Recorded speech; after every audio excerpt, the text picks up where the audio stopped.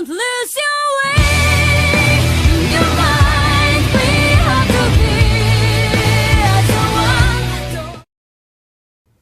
What's good, YouTube? Warstorm here, coming at you guys with my Houston regional recap. It's a little bit later than I wanted to do for you guys, but I wanted to get my buddy's deck profile up. So today I'm going to be talking about my Houston regional, my matchups, and all the not. So I decided to take DDDs to the regional. I have a little slightly modified build that I showed you guys previously. So it's a little bit different, but overall, like, even though I ended up losing, I ended up going X4. It was unfortunate, but I'm going to talk about my matchups. So 4 out of 5 of my matchups were against Zodiacs. I lost 4 out of 5 of them, unfortunately, but we'll talk about them. So round 1, I was the only time I beat Zoo, but I swiftly 2-0'd him. Like, it was gross. What happened? Game 1, he had a set Storming Mirror Force, so I had a Genghis and then Kepler out, and I'm thinking he might have a Storming Mirror Force because the card's popular right now. Turns out he had a Storming Mirror Force, so I summoned my Oracle and Defense Mid to play around it. Game 2, he just bricked, and I just pushed through. Emptiness and I, both games, I think one game I had Desire's Barrier, the other game I had Desire's Emptiness, like, nuts, blowout, game, easily won. Round 2, I actually moved up to the top tables, but I didn't get 2-0'd by Zoo, unfortunately. Then round 3, I actually played against Mermails. Won pretty easily 2-0. It was very grind based. Game 1, I think I was on 12k life because I resolved Oracle's effect with Werewolf though, and then he blew up my Siegfried. Game 2, I had both Maxis in my opening in my hand, so I was able just to stop him from spamming the field, and I was able to push through an OTK. I think his set card was a Book of Moons, so I ended up making Kali Yugioh to ensure his set card wouldn't resolve, so ended up... Then round 4, I believe, I lost again to Zoo. Round 5, my opponent didn't show. And round 6, this was actually I played against Winwich, Eidolon, Invoked. This was honestly my favorite match of the tournament because of how grindy it was. It was a really back and forth. I ended up 2-1, so at this point I'm X4-2. I'm probably my favorite round of the tournament. Chalice came up really clutch that match. We went into time, and I had resolved Werewolf though again to gain 2,000 life points, so it put me ahead. Eventually, I was just able to keep grinding with Oracle and push through and end up winning that match. So at this point, I'm 4-2. Going on a 6 round, so I'm actually managing to get to the top tables playing DDDs, which makes me really happy. Unfortunately, that's where the story went bad. So I get to table 22, I'm at the top tables, so I go 1-for-1, summon Lamia, and the dude player I'm playing against flips Chain Disappearance. It was bad, and that was pretty much all she wrote. Next round, I'm X3 at this point. Next round, I play against Ritual Beasts. Very fun game. It was 2-1. He took a game on me, but one round, I Twin Twistered to get rid of his D-Fisher, and then he had 3 sets, and I had Siegfried and Harbinger online, and Crystal and Harbinger. So I summoned Siegfried, his 3 set cards, and I just play around everything. I attack into his window, Chain Crystal Wings effect to negate it. It's in defense mode at this point because I'm trying to play around Storming. He tries to activate Bond, I chain Harbinger's effect to negate, and then he tries to ambush, I Siegfried effect to negate. It was gross. Ended up winning the games. Game 3, it was just a blowout because I had all the answers. I had Denko, I had Dimensional Barrier set, Denko Sekka in hand, and a Dimensional Barrier set, Denko Sekka in hand, and an Artifact Lancey in hand. Like, it was just blowout. The last round, unfortunately, I was on the bubble, but I lost to Zoo. It was a really back and forth game. I forgot to set in my Twin Twisters, and he had an Iron Wall. It was a very fun game, though. Very fun tournament. I'm actually, even though I did X4, I'm very, very happy with my performance with this deck. I feel like I've stretched this deck to about the maximum it's going to go. And considering I had no live fire testing, I did misplay a lot, but getting to the top tables at all for Scrubstorm here is like an accomplishment. So anyway, we'll go ahead and get to the deck profile and talk about some of the changes I made, some of the cards. So we had the 3 copies of DD Savant Kepler. Kepler should be obvious. It's a search card for your Swamp King and stuff, so I hear you like searchers, so here's a searcher for your searcher. Kepler is really good for obvious reasons. Now, 3 Ragnarok. Now, I'm going to talk a little bit more about this card because this card won me so many games today. So, it's Banish effects. Now, it has both effects that special summon, but the main thing that comes up clutch is the Banish effect. So, it's not hard once per turn, you contribute a DD monster you control to banish monster your opponent controls. all day came up. It allows you to push through things, grind out your opponent. This card was sick. It was good all day. I actually tribute summoned it once to unclunk my board. It is the, I would argue, it's the best card in the deck. I love Abyss Ragnarok. It was good all day. 3 Copernicus, honestly, like, I didn't resolve this as much as I thought I would. A lot of times this was a card that ended up getting sided out, like 1 copy, but Copernicus is an Armageddonite for the deck. It allows you to make Hyper Librarian, which is pretty decent. But I don't know if I'll continue playing 3, we will see, but I like the card a lot. It tends to be pretty clutch. And the 1 Thomas, there was one game against the Winwitch Eidolon player that I wish I had the 2nd Thomas, because I had all these cards in the extra deck. And honestly, Thomas is definitely going to 2 in my when I update this list. It's going to 2. Thomas was, 1 was fine all day, but there were times I needed to search out the 2nd one to cycle back resources from the extra deck, and I'll kind of go over what card I'm going to cut.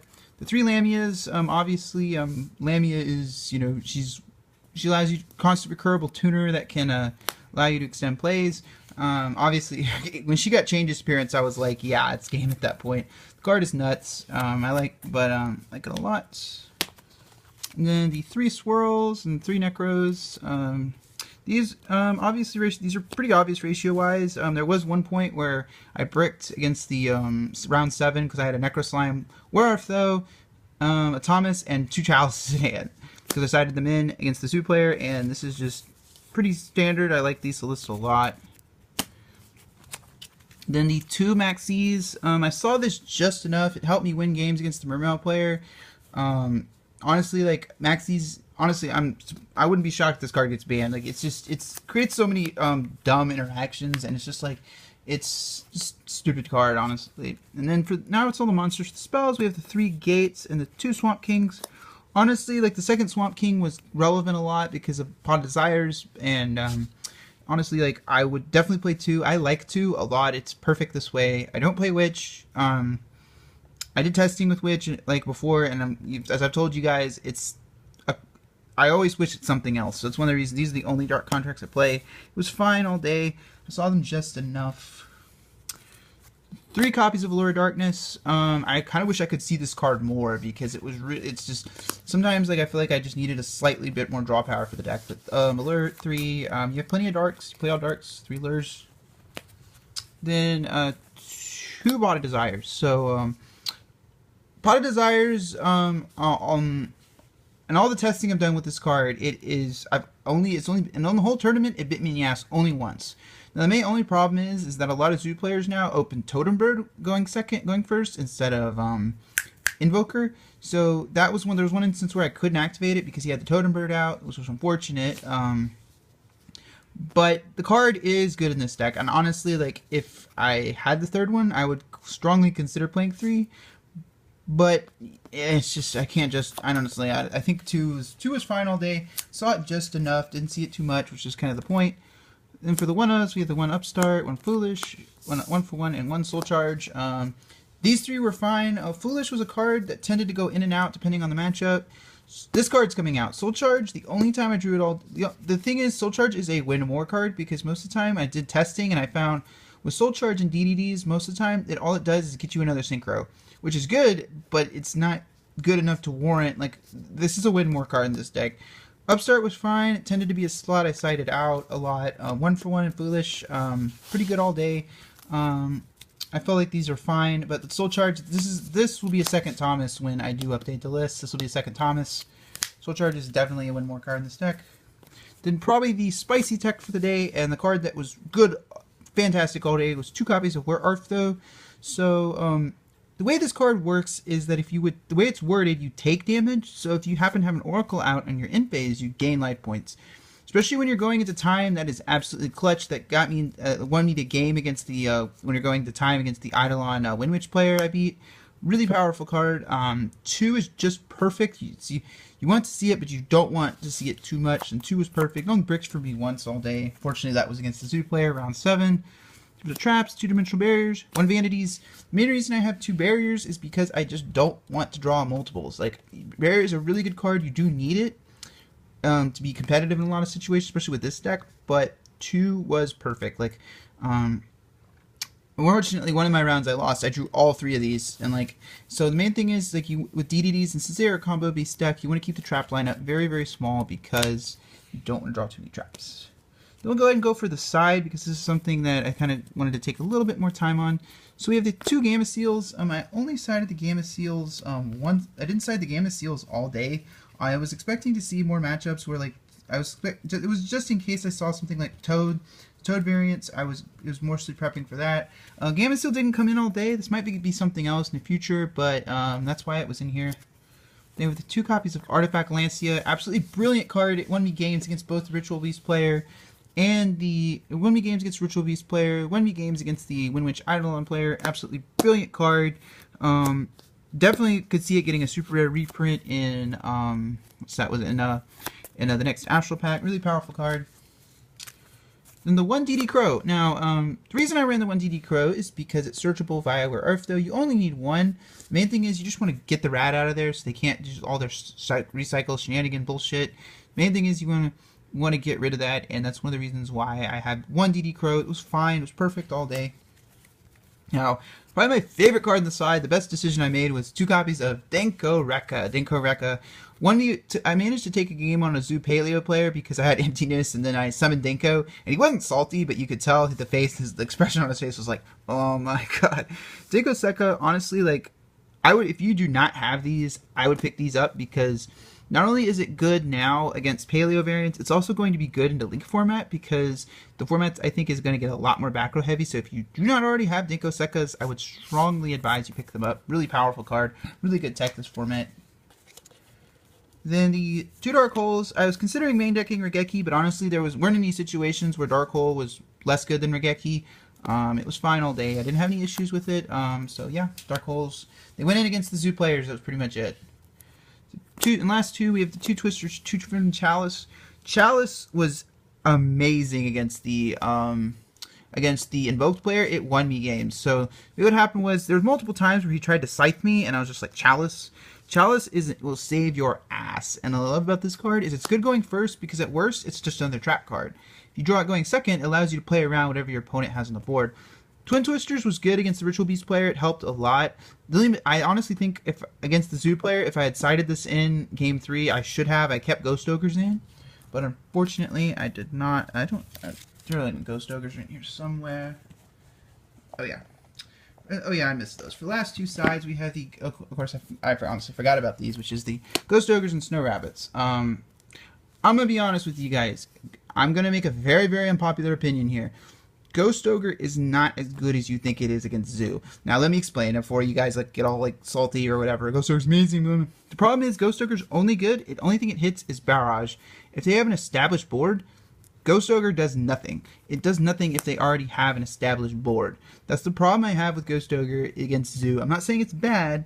I'm just saying that it doesn't do as much because the only thing it hits is Barrage, and once they establish a board, this card does nothing. So I'm not saying it's bad. I'm just feel like this might be something else because honestly, it's not as good as I thought it was against Zoo. Now for the extra deck, it's pretty the same. We have the 2 Genghis. It came up all day. I liked the second Genghis. I liked it a lot. It was fine there. I did summon the second one a lot. So probably the MVP of my extra deck was the 2 Oracles. Honestly, the second Oracle came up all day. This card is what allows you to grind. This card allows you to just overpower and just grind through your opponent, especially in this format. It is, even with Zoo running around, it's a very grind-based format, and honestly, it's one of the things I do like about it is that it is so that's one of the things. The second Oracle, I would not ever play less. It came up all day, won me a lot of games because gaining life points in this deck can put you so far ahead. Then the 1 Beowulf, it was fine this way. Beowulf's piercing damage came up clutch. Beowulf's effect, the Heavy Storm effect, I didn't use it all day because the guy I was playing against was artifacts and I didn't want to be stupid. Then for the Synchros, the 1 Hyper Librarian, 1 Formula. My theory behind Hyper Librarian was that if you open with it, you can draw a bunch of cards, draw into your traps, but I only made it once all day to play around my opponent's opening with Trident. Formula, I made it a bunch, but honestly, it didn't come up as much as I thought. But I feel like I liked them a lot. I don't feel like I'd make any changes. The one Alexander, honestly, with the way the deck I was playing the deck with grinding, this didn't come up as much as I thought it would. It comes up a lot when I hand play testing, but the way I'm playing this deck, where it's very grind based, Alexander didn't come up that much, honestly. The one Meteor Burst Dragon, I love this card. So Meteor Burst came up, and in a lot of my playtesting, Meteor Burst didn't come up that much, but honestly, this card is amazing. Being able to grab Ragnaroks from the extra deck, then you can climb into a Crystal Wing is really, really good. Definitely would not cut Meteor Burst. Then for the one Siegfried, you don't most of the time you play it for the spell effect. But against the Mermail player, the life point gain effect did come up, and it put me pretty far ahead of him. He put me so far ahead that he couldn't push damage through and OTK me. The one Omega, I made Omega a couple times. Honestly, Omega is pretty staple in this deck in my opinion, but Omega just didn't. It's the one time I summoned it, I think he striked it, and then I think he banished it with the invocation against the Windwitch Eidolon player. So yes. Then for the last two, we have the Crystal Wing and the Scarlight. Crystal Wing, I think I only summoned it once against the Ritual Beast player, because like I said, the way I'm playing this deck in this particular format, I play it very grind based. Scarlight came up against the Windwitch player, Eidolon player, because he had an established board. I was like, I need to clear it, So I made Scarlight, nuked his board, and he scooped from there. Really powerful cards, liked them a lot. And then last two, we have the Hope Harbinger and Kali Yuga. I made both of these multiple times. Kali Yuga is clutch. So when I dropped Kali Yuga against the Mermail player, he basically scooped at that point because he had a Book of Moon set. I wanted to ensure I had game. Hope Harbinger, really powerful card. Honestly, I found that these were fine. So as far as like I said, in summary, I feel like I've stretched DDDs about as far as they're going to go. The fact that, considering I had no live fire playtesting and considering that, I feel like I performed really well. Honestly, getting to the top tables, even getting to table 22, is an accomplishment for Scrubstorm here. So anyway, guys, comes to the end of the video. Let me know what you guys think in the comment section down below. Anyway, guys, as always, I'd like to thank you guys for watching. It's Storm signing out.